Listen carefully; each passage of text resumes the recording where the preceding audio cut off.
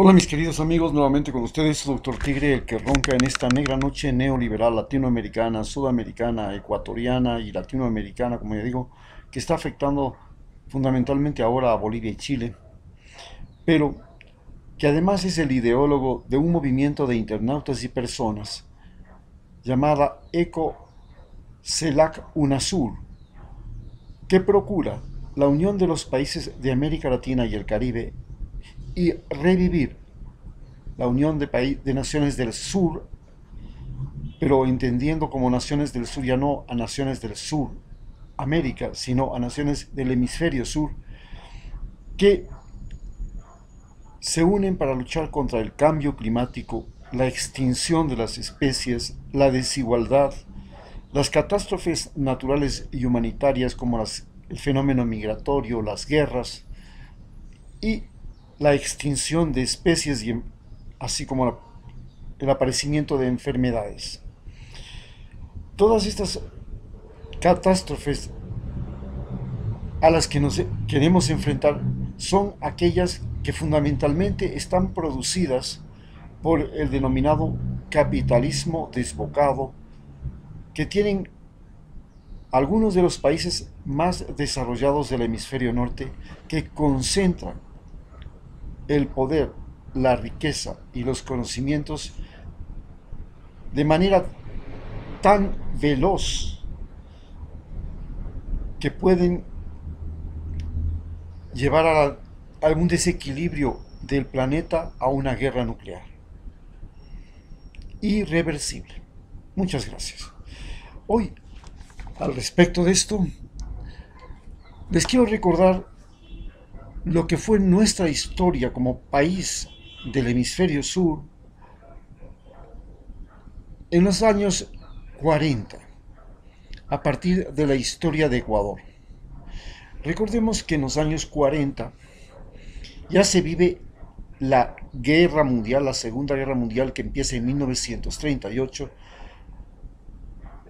iniciada por Hitler, en la que se enfrentan los aliados, entre los cuales están Rusia, Inglaterra, Francia, Estados Unidos, todos los países anglosajones como Canadá, Australia, Nueva Zelanda, y las colonias inglesas, inclusive, y francesas que tenían en África. A su vez, también se enfrentan los países asiáticos al Japón, que está aliado con Alemania e Italia, y juntos comienza este enfrentamiento contra Japón, con Rusia, luego sigue China, Japón invade toda Oceanía, invade todo el sudeste asiático y luego ataca a los Estados Unidos. A partir de este fenómeno, de esta guerra, se produce el mayor desastre humanitario que haya registrado la historia. Este desastre humanitario no solamente es por la gran mortandad que generó la Segunda Guerra Mundial, sino porque aparecieron las armas nucleares y esto puso en sí en peligro la existencia misma del planeta. Mientras tanto, en América Latina, primero con Delano Roosevelt, que había logrado recuperar la economía de los Estados Unidos, y luego con la oficina de los Estados de Americanos, la que nació en 1918 y luego se convertiría en la Organización de Estados Americanos, los países latinoamericanos se convierten en proveedores de materias primas y a partir de ese momento en que ya somos proveedores de materias primas, también pasamos a ser lo que se llama los países del patio trasero de los Estados Unidos, en los que comenzaron a florecer los denominados tiranosaurios, las Banana Republics, las repúblicas bananeras y los dictadores que se propagaban por toda América Latina para mantenernos sometidos a lo que es el gobierno norteamericano. En el caso de Ecuador, para aquellos años, pasó de un momento de inestabilidad al gobierno de un presidente que se llamaba Arroyo del Río. Arroyo del Río logra dar estabilidad por casi 4 años de su gobierno a, a una inestabilidad que venía viviendo el país durante los años 30, en que hubieron 11 presidentes. Con Arroyo del Río, famoso orador de Guayaquil, sucede algo absolutamente terrible para Ecuador. Se firma el Tratado de Río de Janeiro luego de que, así como el mundo vivía la Segunda Guerra Mundial, Ecuador pasa a vivir una guerra con Perú, que la pierde y se ve obligado a firmar un tratado en el que además pierde la mitad de su territorio. Pierde 240.000 kilómetros cuadrados y le quedan 284.000.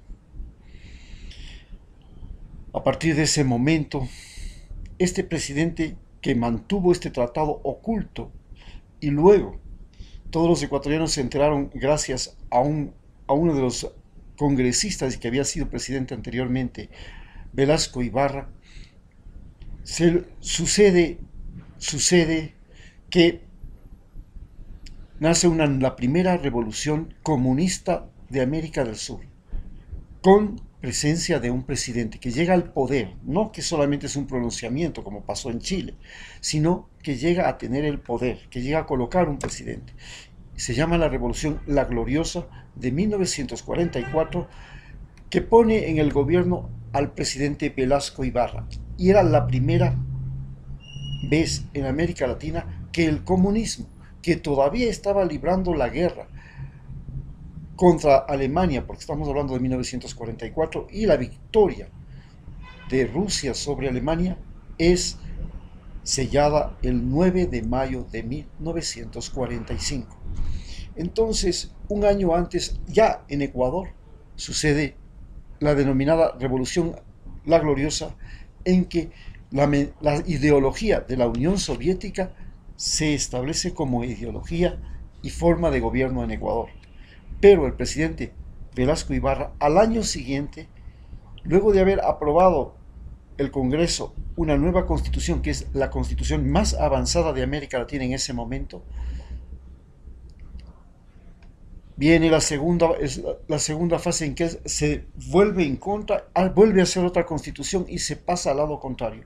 Traiciona a los revolucionarios de la Gloriosa y se pasa a ser un populista con personalidad, discurso, oratoria y demagogia tipo Hitler. Un populista latinoamericano, dando origen a los denominados populismos ecuatorianos, que serían muy particularmente importantes en la historia de nuestro país, pues llegó a ser 5 veces presidente gracias a su oratoria y a su capacidad de atraer masas. ¿Qué pasaba entonces en Esmeraldas en ese momento en que Jesusa, la hija de Valentina, aquella campesina manabita de Bahía, migró hasta Muisne para tratar de sobrevivir sola con sus hijos luego de que su marido le traicionó? Jesusa es contratada, es seleccionada para que se vaya a preparar para ser profesora rural y llega a Esmeraldas. Las calles sin asfaltar de Esmeraldas se convertían en lodazales que llevaban al centro, donde había una plaza frente a la iglesia. El grupo de aspirantes a profesores, entre ellas Jesusa, fue conducido al colegio 5 de agosto, donde recibirían las clases y un almuerzo de pescado frito con arroz, más una taza de café con plátano verde cocinado. El total de participantes de la provincia no pasaba de 50, que luego del saludo y el canto de rigor con el himno nacional, fueron llevados a un camión del ejército al batallón Montúfar a la entrada de la ciudad. Allí se les acomodó en literas. En el cuartel, la novedad es que todos los ecuatorianos debían prepararse para una nueva guerra con Perú. Se sabía que Perú nos había arrebatado la mitad del territorio ecuatoriano en una componenda con el gobierno norteamericano mediante la firma del Tratado de Río de Janeiro. Y a pesar de que los ecuatorianos le habían dado a los Estados Unidos bases militares en Galápagos y Salinas, Estados Unidos traicionó a Ecuador a cambio de proveerse del caucho que necesitaba urgentemente para la guerra y que provenía de Iquitos. Pero a su vez, este caucho, según lo expresaron los peruanos, tenía su verdadero origen en los ríos Putumayo y Napo, que se originaban en el Ecuador.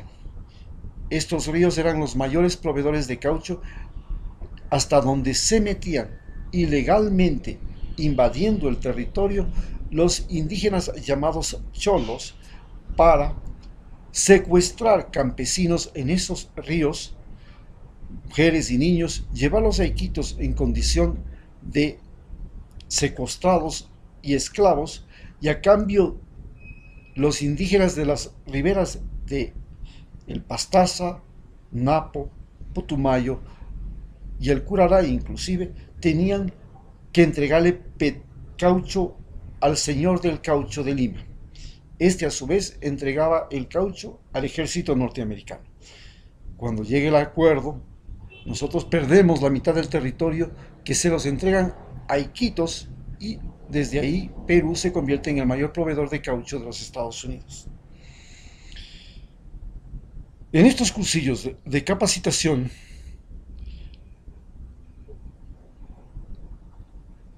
los profesores eran animados a escuchar las charlas. Cuando llegó la noticia de que en Quito había sucedido una revolución, la famosa revolución gloriosa. Esta revolución gloriosa colocó al Partido Comunista en el poder con un líder populista que ya había sido presidente, Velasco Ibarra, y la presentación de este nuevo gobierno a los estudiantes del cursillo fue la siguiente. El gobierno nacional de la gloriosa revolución, encabezado por nuestro tan querido presidente, el doctor José María Velasco Ibarra, se ha negado a reconocer el infame Tratado de Río de Janeiro y lo declaró nulo por tener fallas en la delimitación y por haber violado el principal concepto de la Organización de Estados Americanos, que dice que no se reconocerá ningún acuerdo o tratado impuesto por la fuerza de las armas de ningún gobierno invasor. Y el Perú había invadido la provincia del Oro y la Amazonía, y, sin embargo, se procedió a su firma. ¡Hurra! ¡Viva Velasco! ¡Viva la gloriosa primera revolución comunista de América! Fue el grito de los asistentes. ¿Qué es el comunismo?, preguntó en voz en cuello, levantando sus brazos Jesús. Un silencio recorrió el aula. A no dudarlo, nadie sabía de lo que se trataba. Gracias por la pregunta. En verdad es que es necesario explicar lo que es el socialismo y el comunismo. Es una forma de gobierno en la que los campesinos y los trabajadores tienen el poder y procura que la tierra y la riqueza del pueblo sea para todos y no de unos pocos. En el socialismo y el comunismo, el hombre y la mujer son iguales y tienen iguales deberes y derechos. Además, la educación, la salud es gratuita para todos los que vivan en este país, y mediante el comunismo se procura que los trabajadores lleguemos a ser el poder y terminar con los partidos de los ricos, que son los que ayudan a los oligarcas a quedarse con el fruto de nuestro sudor y a tener esos enormes privilegios. ¿Y en qué país hay eso?, volvió a preguntar Jesús con cara de incrédula. En la Unión Soviética, por supuesto, que fue el Estado que con más heroísmo está luchando contra el ejército nazi, le contestó el director provincial de educación, acomodándose las mangas de su guayabera. Pero ellos son ateos, no creen en Dios, ¿verdad?, volvió a preguntar Jesús. Aquella pregunta fue como un viento frío y estremecedor. Compañera, ¿usted cree que esos curas que fueron dueños de este país no son también los culpables de la pobreza y las amarguras que hemos pasado? Aquellos curas no fueron los que explotaron a los indios, los que trajeron esclavos negros y los que siempre han estado con los ricos para tenernos boca abajo? ¿Y acaso no fue contra ellos que luchó Eloy Alfaro para que sea posible los derechos de los que ahora gozan las mujeres como usted, que quieren ser profesoras? Bueno, pero volviendo al asunto con el Perú, nuestro futuro como maestros de la patria es inculcar a los estudiantes y a sus padres el sentimiento de amor, dignidad y espíritu combativo para que en el futuro Ecuador vuelva a ser lo que siempre fue, un país con acceso libre y soberano al río Amazonas. Y vamos a gritar todos al empezar las clases: Ecuador es y será país amazónico. Un coro repitió eufórico: Ecuador es y será país amazónico. Con esto concluyó el primer taller pedagógico realizado por la denominada Revolución Gloriosa. Desde aquel día los profesores en todo el Ecuador fueron los encargados de crear el espíritu patriótico de revancha que reconocía como nuestros únicos y frontales enemigos a los peruanos, hasta que en el año 1999 esto cambiaría. Para los hijos de Valentina que llegaron a Esmeraldas, traídos por Jesús cuando fue trasladada para recibir los cursos de preparación, el ver la ciudad con luces, los camiones del ejército, las casas de nueva arquitectura alemana, los autobuses y asistir a la inauguración del Club La Unión, donde antes había sido el Club de Oficiales Alemanes, con un baile de inauguración en el que se encontró una nueva música llamada mambo y cha-cha-cha que salía de unos tocadiscos eléctricos. El ver por primera vez la radio y escuchar los eufóricos discursos de Velasco Ibarra era sensacional. ¡Cuán atrasados estamos en Muisner! El comentario en la punta de la lengua de los hijos de Valentina. En la última clase, el director de educación se volvió a presentar ante los participantes y entró al aula sacándose su sombrero de paja toquilla tipo borsalino como el que usaba Al Capone, el famoso gángster norteamericano. Bueno, este es el último día y hemos hecho ya el cuadro distributivo de los profesores de las diferentes escuelas de la provincia. Su atención, por favor. Empezaremos por Muisne. Allá va como profesora la señorita Jesusa Lor Cedeño. En Esmeralda se queda el señor Mario Lor Cedeño. Son hermanos, ¿verdad? Él irá en cambio de profesor al Colegio Normal Luis Vargas Torres, primer colegio normal que vamos a tener aquí en la provincia de Esmeraldas. Y la señorita Piedad Lor Cedeño va de profesora a la comunidad de Maleo. Usted también es hermana de la señorita Jesusa, ¿verdad? Sí, señor. ¿Y dónde queda Male?, preguntó asustada Piedad, que siempre trataba de pasar muy discreta. Bueno, aquí está entre Quinde y Esmeraldas, le contestó el director. La noticia cayó como un balde de agua fría para los hermanos. Se vieron de la noche a la mañana divididos por el deber revolucionario de enseñar. Cuando Jesús volvió al barco